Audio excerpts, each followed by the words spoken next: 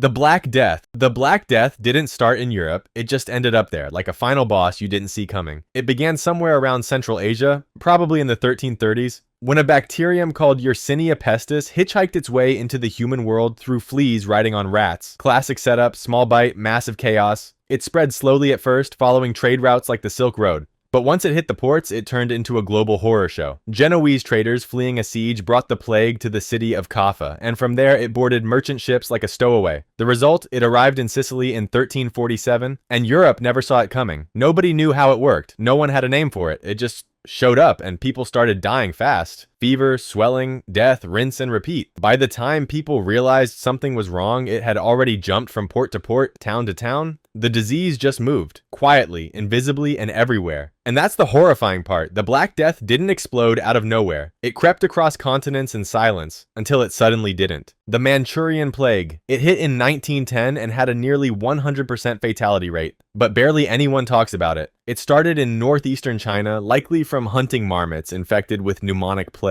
Unlike the Black Death, this version spread through the air, not fleas. One cough could mean death. The disease tore through towns during winter. Victims died within days and there was no cure. But here's the twist, it was contained fast. A doctor named Wu Liante introduced modern quarantine protocols, face masks, and travel restrictions decades before the rest of the world caught on. It was a silent killer, but for once we listened in time. The Spanish flu. The Spanish flu didn't start in Spain. That's just where the world noticed it. The real origin? Still debated. Some say it began in a military camp in Kansas where soldiers trained before shipping off to World War I. Others think it started in rural China or among troops in the trenches of France. Wherever it came from, one thing's clear. It emerged fast and it moved like nothing else. In early 1918, soldiers started coming down with fevers, coughs, body aches. Nothing unusual at first, but then it mutated and suddenly it wasn't just a flu, it was the flu, killing young, healthy adults in days. Their lungs filled with fluid, their skin turned blue, and in some cases they were gone within 24 hours. It spread through ships, trains, crowded barracks, all of the lovely gifts of global war. And here's the twisted part, governments tried to cover it up. Countries at war didn't want to show weakness, so they buried the reports. Spain, being neutral, actually told the truth, which is why it got the name. By the time anyone admitted it was a global crisis, it was too late. Troops brought it home, civilians passed it on, and cities around the world turned into coughing graveyards. The Spanish flu didn't just happen. It was built unintentionally by war, movement, and silence. A virus with perfect timing and zero resistance. Smallpox. One of the oldest and deadliest diseases we've ever faced. And it didn't just appear out of nowhere. It's believed to have started around 3,000 years ago, possibly in ancient Egypt, based on scars found on mummified bodies. From there, it spread quietly through early civilizations, hopping from city to city, continent to continent, long before anyone knew what a virus even was. It thrived in dense populations, spreading through coughs, sneezes, and even contaminated clothing. Once you had it, there was no hiding it. The signature rash and blistering sores made it brutally obvious. Survivors were often left scarred or blind, and if you didn't survive, you were just another number in a death toll that would eventually hit hundreds of millions. Empires carried it unknowingly. Traders spread it with cargo, and when European colonizers arrived in the Americas, they brought it with them, wiping out entire indigenous populations who had no immunity. In some cases, it was even used intentionally, like with infected blankets handed to Native Americans. Yes, that actually happened. But smallpox wasn't just deadly, it was stubborn. It kept coming back in waves for centuries, always finding new victims, always moving faster than medicine could keep up. It took thousands of years, a global vaccination effort, and one of the most coordinated public health campaigns in history to finally wipe it out in 1980. HIV/AIDS. It didn't explode onto the scene. It crept in, silent and misunderstood, until it was everywhere. Scientists now trace the virus back to Central Africa, likely sometime in the early 1900s. The most accepted theory? It jumped from chimpanzees to humans, probably through hunting and bushmeat exposure, and mutated into what we now call HIV, human immunodeficiency virus. For decades, it stayed local, undetected, misdiagnosed, but by the 1970s, as cities grew and global travel surged, HIV began spreading quietly through major urban centers, and no one noticed. Not until the early 1980s, when doctors in the US started seeing something strange. healthy young men suddenly developing rare cancers, extreme weight loss, and immune systems that simply stopped working. At first, no one knew what to call it. People were terrified. The media labeled it the gay plague, and misinformation spread faster than the virus. It wasn't just a health crisis, it became a stigma-fueled disaster. Governments delayed action. Funding was minimal. Victims were blamed. By the time science caught up and identified HIV as the cause, it had already spread worldwide. Blood transfusions, unprotected sex, and drug use all helped the virus cross borders and demographics. And suddenly, no one was safe. It took years of denial, silence, and loss before the world began to treat it seriously. But by then, millions were already gone. The Justinian Plague. It hit over 1,000 years before the Black Death, but it was caused by the same bacteria, and it nearly ended the Byzantine Empire. It started around 541 AD, likely in East Africa, where Yersinia pestis found its way into grain shipments heading toward the Mediterranean.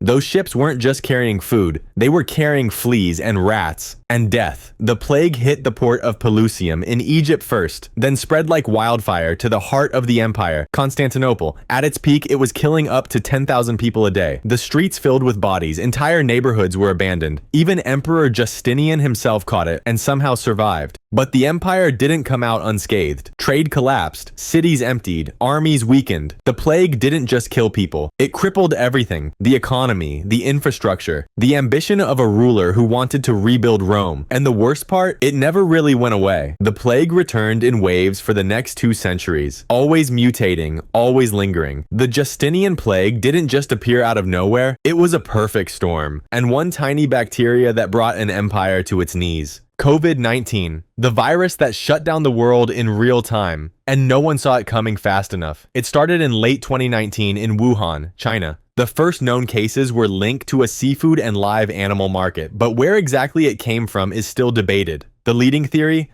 Zoonotic spillover, meaning the virus likely jumped from animals to humans, possibly through bats or an intermediate host, like pangolins. Just like other coronaviruses had done before, the virus, SARS-CoV-2, didn't seem like a big deal at first. A few reports of pneumonia-like symptoms, some precautionary lockdowns, then suddenly, the cases exploded. It spread quietly, fast, and globally, thanks to international travel, dense cities, and nobody having natural immunity. By March 2020, the World Health Organization declared it a global pandemic. Borders closed, streets emptied, hospitals filled. The entire planet hit pause. And the craziest part, this wasn't the first warning. Scientists had been predicting a pandemic like this for years, pointing to wet markets, deforestation, and global mobility as the perfect storm. But when it finally happened, we still weren't ready. COVID-19 didn't start with a superweapon or a dramatic outbreak. It started with a single infection, one microscopic particle that slipped through the cracks and changed the way we live, work, and breathe.